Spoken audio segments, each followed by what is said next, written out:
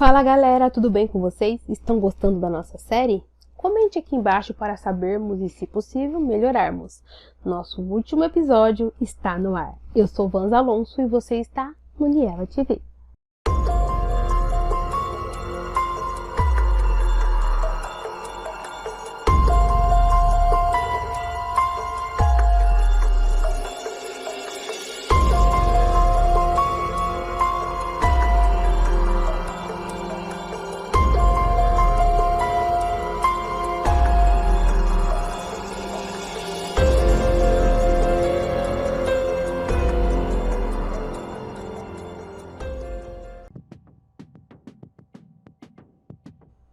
Há muitas lendas sobre esse personagem que o mostram tanto como um legislador como um demônio.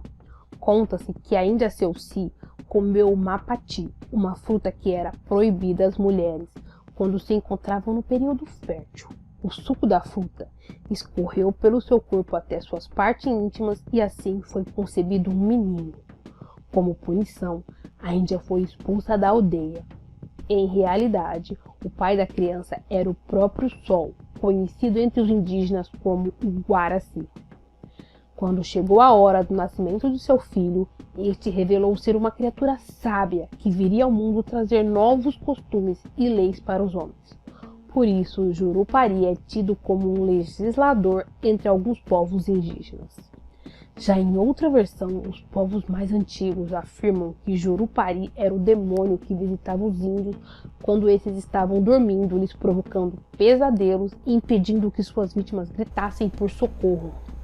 Essa lenda foi estimulada pelos jesuítas e outros religiosos que identificavam as práticas religiosas indígenas como maléficas. Há tribos que usam o mito do Jurupari para rituais de iniciação masculina. É o caso da etnia Dezana, que pratica o ritual do Jurupari. Este consiste em tocar um instrumento de sopro confeccionado com tronco de paxiúba, uma palmeira amazônica que produz um som cheio e grave. A cerimônia é um ritual de agradecimento à natureza pela abundância da pesca. Igualmente se louva a sabedoria dos espíritos ancestrais que estão presentes. Neste ritual está proibida a participação das mulheres. O bradador é uma alma amaldiçoada que vive nos campos da região centro-sul do Brasil.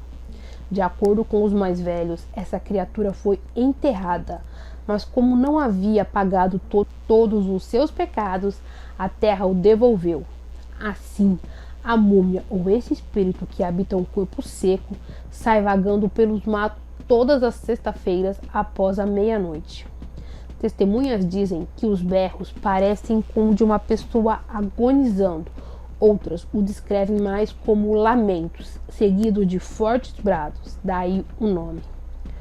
Para que a terra o aceite de volta, ele terá que encontrar por 7 vezes uma moça de nome Maria, e assim ele poderá descansar em paz. O problema é achar quem tenha coragem o suficiente para superar o medo dos seus terríveis gritos.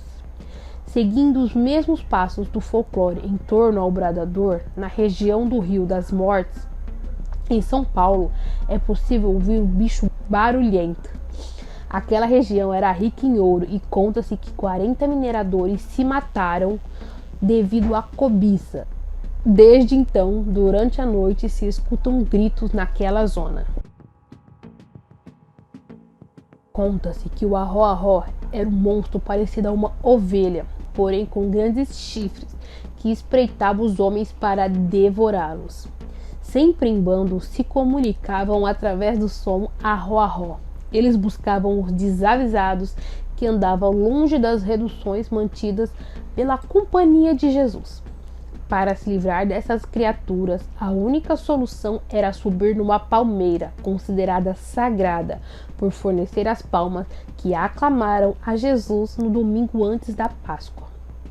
Algumas interpretações apontam que esta seria a árvore que deu a madeira para a cruz de Jesus. Com isso, o grupo perdia o rastro e abandonava a caça. Se a vítima subisse numa árvore de espécime diferente o arro-arro cavava as raízes até derrubar o pau e poder devorar suas presas.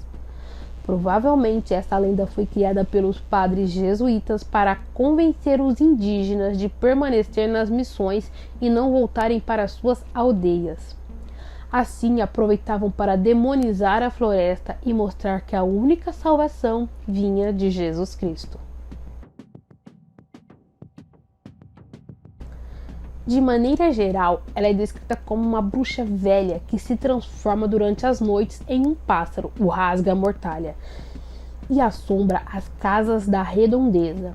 Assim, o pássaro pousa nos telhados ou nos muros das casas, emitindo um assobio alto e estridente, para que os moradores percebam sua presença.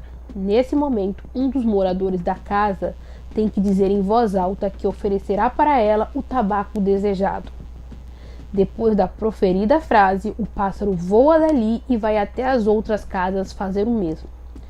No dia seguinte, com aspecto de bruxa, Matinta vai às casas e recebe o que lhe foi prometido na noite anterior.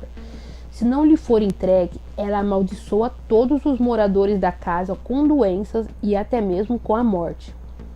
A maldição de Matinta pode ser passada para outras pessoas.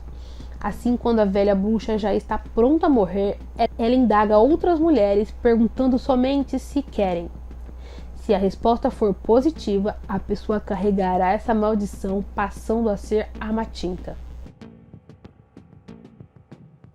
De acordo com a tradição popular, corpo seco é o espírito de alguém que recebeu uma maldição pelo fato de ter cometido um pecado imperdoável em vida.